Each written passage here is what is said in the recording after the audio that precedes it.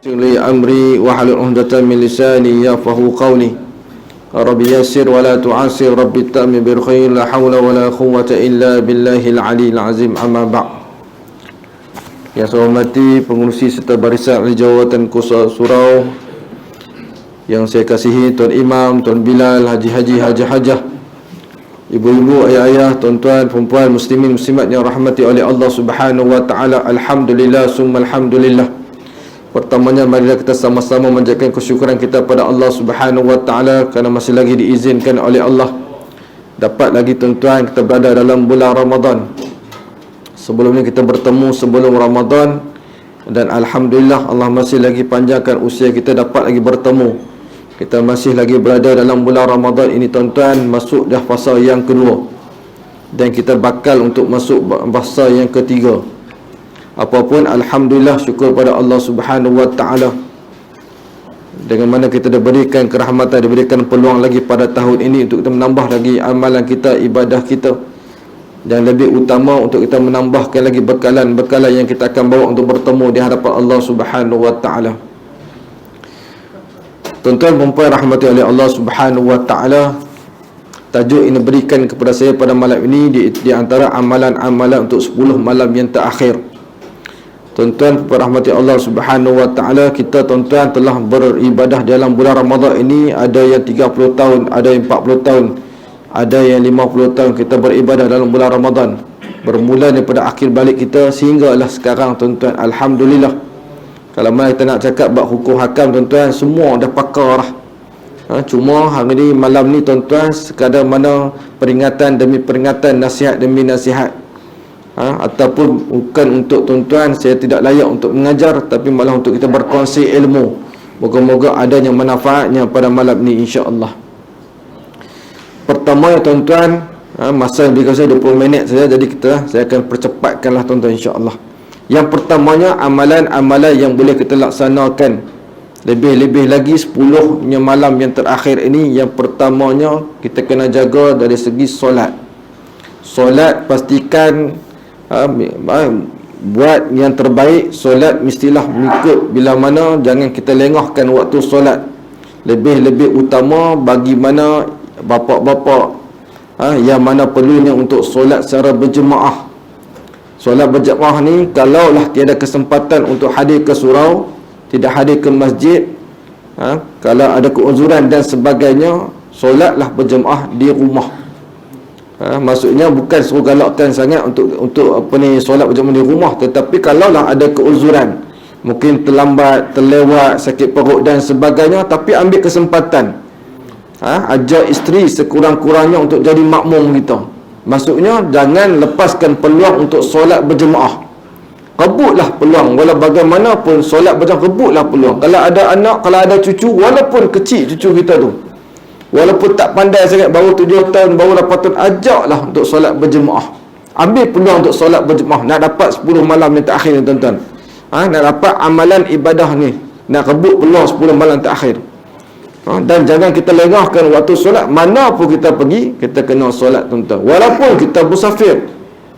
Sebab tu Allah berikan solat jamak dan qasar bagi orang yang musafir. Itu adalah hadiah daripada Allah Subhanahu wa taala ke atas orang yang musafir.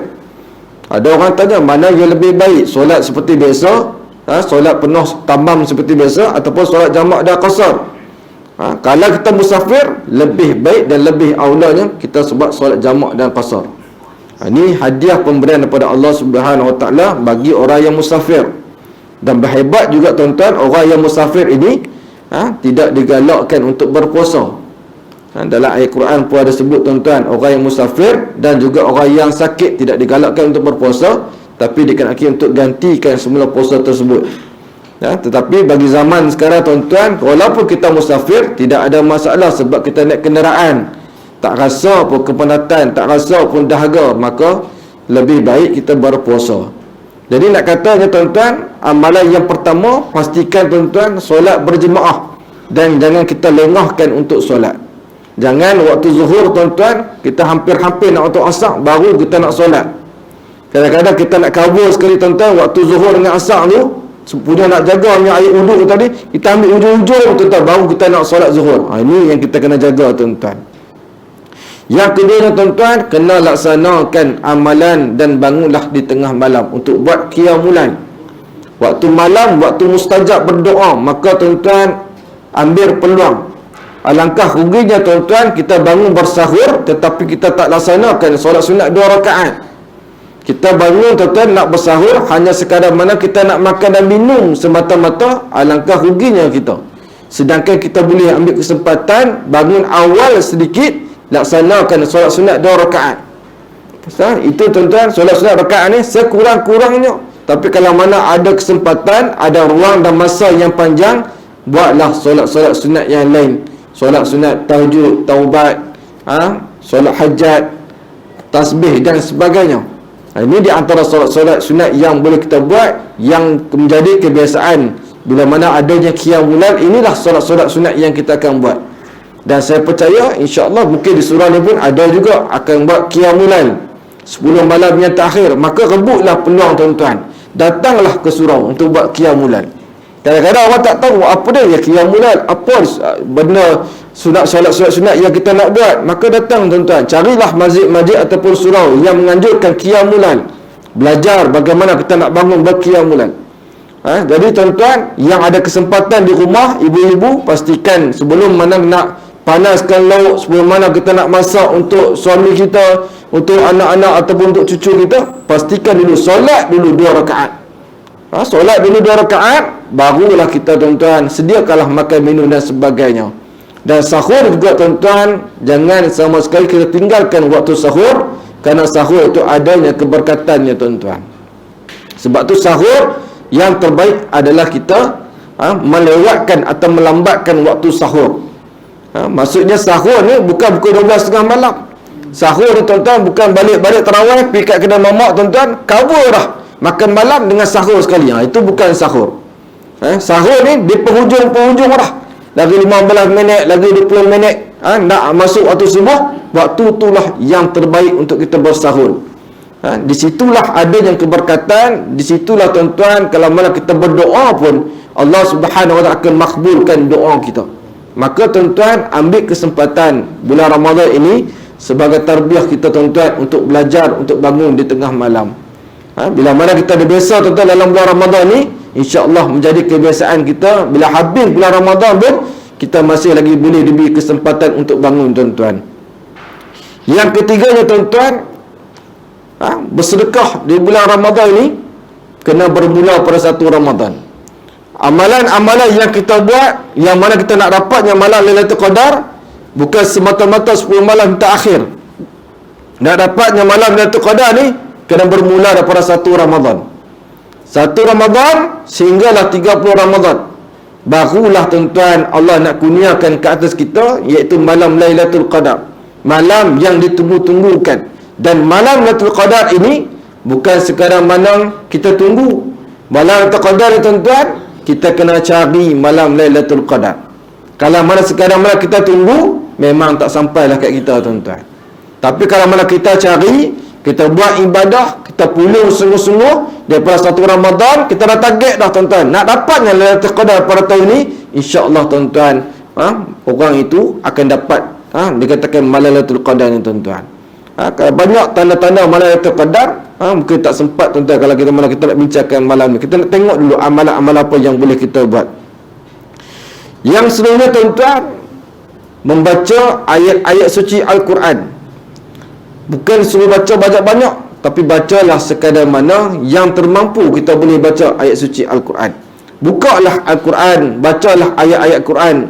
Kalaulah tuan-tuan kita tak boleh baca Al-Quran, pastikan tuan-tuan kita pegang Quran, kita peluk Quran dan kita dengar bacaan Al-Quran. Ada orang tak boleh baca Quran, rugi kehidupan dia tuan-tuan. Adakah terlambat untuk baca Quran? Tak lambat. Quran tuan-tuan, selagi mana kita masih bernyawa, selagi mana kita masih hidup, tak terlambat untuk kita belajar Al-Quran. Sebab tu Al-Quran, kita kena sayang Al-Quran.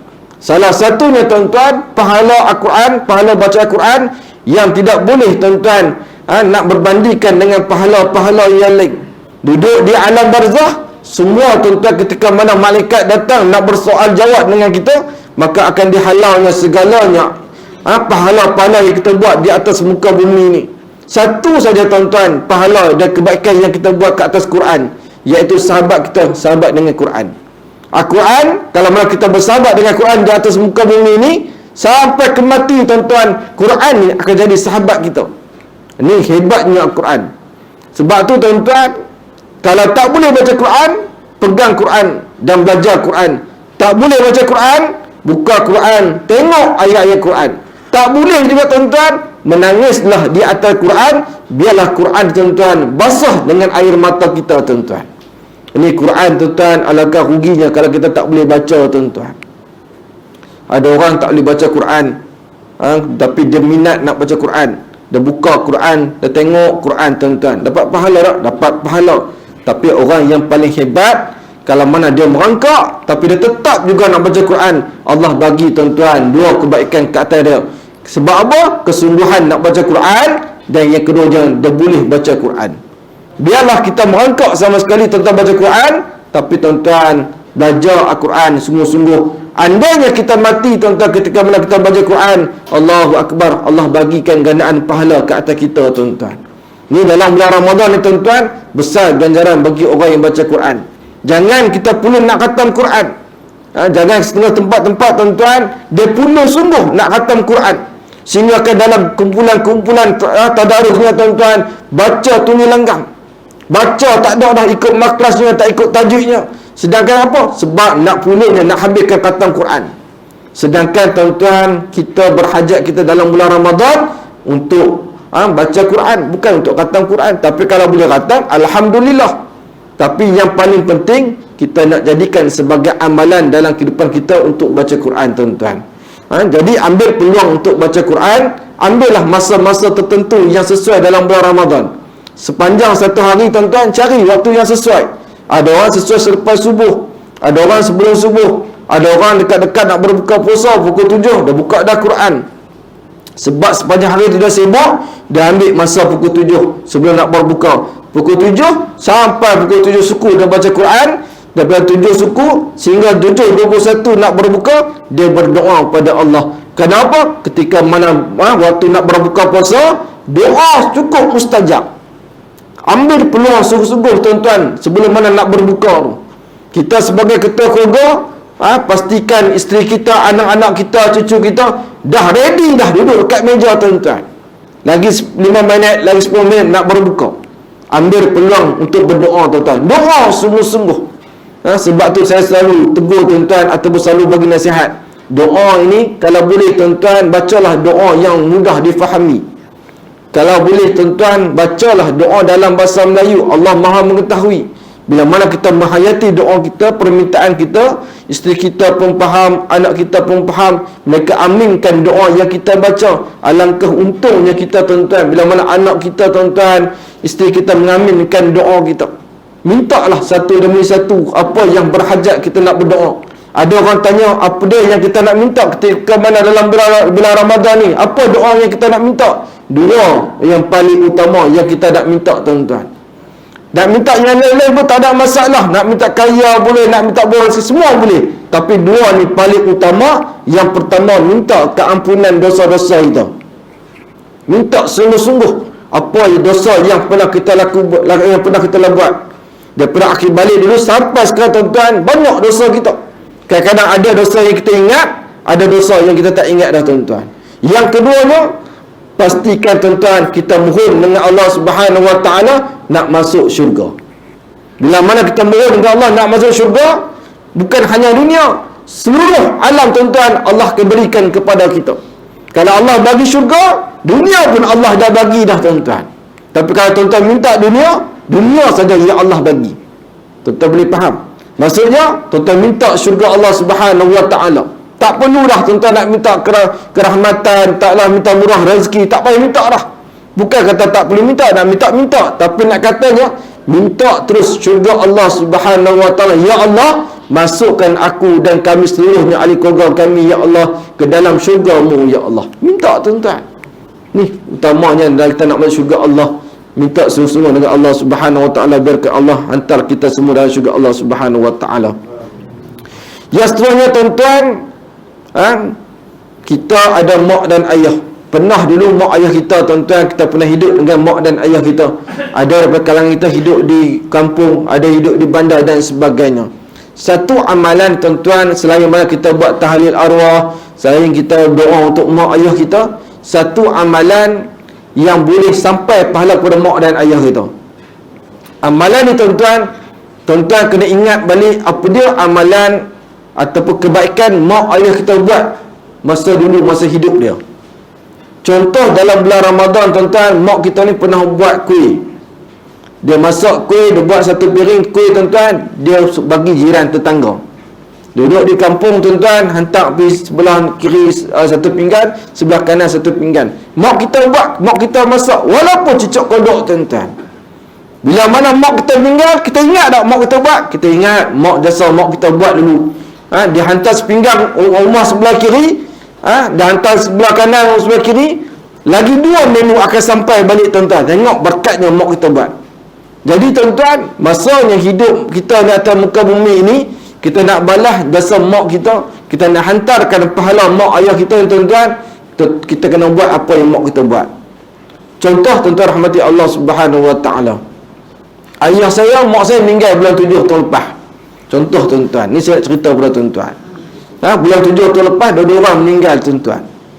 Maka Ramadan terlepas mereka sempat, tapi Ramadan tahun ni mereka tak sempat sebab Allah lebih sayang ke atas mereka.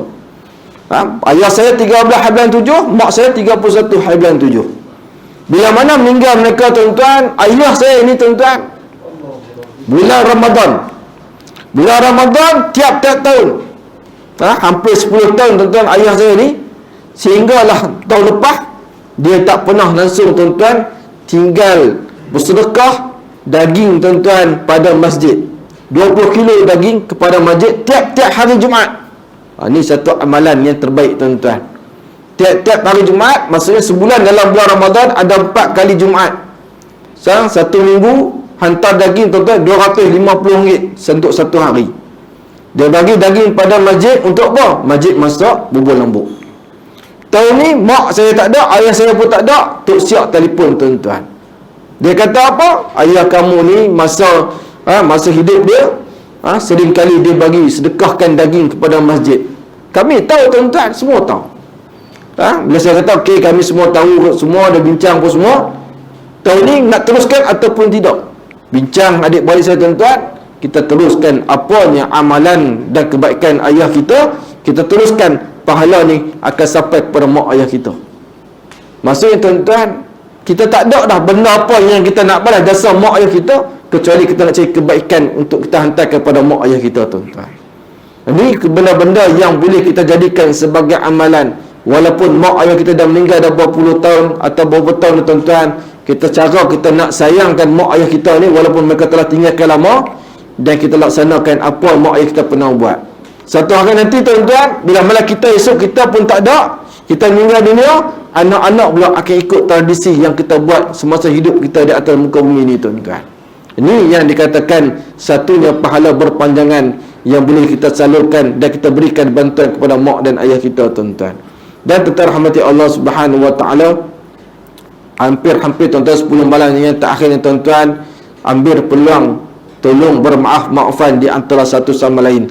Jangan ada sisi faham di antara satu sama lain. Kena eratkan ukhuwah di antara satu sama lain. Kita nak kasih sayang daripada Allah Subhanahu wa taala, pastikan, tuan-tuan, kita ada kasih sayang di antara kita, tuan-tuan. Jangan ada sikap perselisihan faham ataupun berpecah-belahan dalam mana-mana dalam masyarakat kita, tuan-tuan. Kita kena jaga silaturahim, kita kena jaga ukhuwah di antara kita. Bila mana kita jaga ukhuwah di antara kita, tuan-tuan, insya-Allah Allah Subhanahu wa taala akan berikan kita pengorbanan yang kerahmatan yang ke atas diri kita semua, tuan-tuan. Jadi, tuan-tuan rahmati Allah Subhanahu wa taala, itu di antara amalan-amalan yang boleh kita buat, bersedekah dan sebagainya, tolong istiqamah dan solat berjemaah dan seterusnya, tuan-tuan. Amalan yang biasa kita buat, maka teruskan amalan-amalan tersebut, tuan-tuan. Jangan kita tinggal sama sekali, dan kita kena pertingkatkan amalan-amalan kita. Sebab apa, tuan-tuan?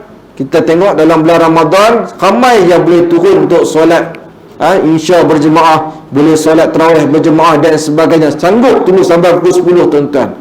Tapi bila mana, tuan-tuan, habis bulan Ramadan, habis, tuan-tuan, muka pun kita jarang nampak dah, tuan-tuan. Bukan kat sini, tempat lain, tuan-tuan. Sini dah muka ramai dah tuan-tuan, tempat lain. Sebab tu kita kena jaga tuan-tuan. Kita nak tengok seseorang itu dapat takwa ataupun tidak. Yang dikatakan la'allakum tattaqun, tengok ketika mana habis bulan Ramadan, masuk satu Syawal tuan-tuan, baru kita beritahu yang mana yang dikatakan dapat la'allakum tattaqun ataupun tidak tuan-tuan. Sebab tu sifat takwa ni tak boleh tengok dalam bulan Ramadan.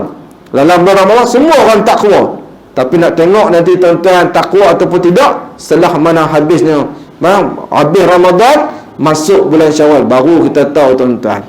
Ini di antara peringatan-peringatan. Teruslah istiqamah tuan-tuan dalam beribadah. Dan kita kena ingat satu perkara ni tuan-tuan, Ramadan tiap-tiap tahun dia akan datang. Ramadan tahun depan pun dia akan datang, tahun seterusnya pun Ramadan akan datang. Tapi yang kita merisaukan, yang kita takut dan yang kita tidak boleh janji adalah diri kita tuan-tuan. Adakah kita boleh tak bertemu Ramadan yang akan datang ataupun tidak tuan-tuan? Siapa pun tak boleh janji tuan-tuan, dan siapa pun tak boleh angkat tangan yang mengatakan dia boleh lagi bertemu Ramadan yang akan datang tuan-tuan. Sebab tu setiap amalan kita, setiap ibadah kita, kita kena anggap inilah ibadah aku, inilah amalan yang terakhir buat aku, inilah bulan Ramadan yang terakhir buat aku. Aku nak buat sungguh-sungguh, aku nak mengejar pahala dan aku nak mengejar keampunan, aku nak mengejar syurga yang Allah janjikan ke atas kita tuan-tuan. Jadi tuan-tuan rahmati Allah Subhanahu wa taala, saya sekadar itu pada malam ini tazkirah ringkas. Supaya kita akan sambung terus tuan-tuan untuk solat tarawih lagi 4 rakaat dan seterusnya. Dan insya-Allah apa pun saya doakan kepada semua tuan-tuan jemaah-jemaah sekalian yang sering kali saya datang untuk berkuliah di sini, adanya salah dan silap sepanjang mana perkenalan kita, saya mohon maaf sangat-sangat. Bukan tujuan nak berkata siapa-siapa, ini adalah daripada pengelajaran kita sendiri tuan-tuan, insya-Allah. Jadi mohon maaf apa yang salah daripada diri saya sendiri, yang baik itu semua daripada Allah Subhanahu wa taala. Wallahu a'lam. Wassalamualaikum warahmatullahi wabarakatuh.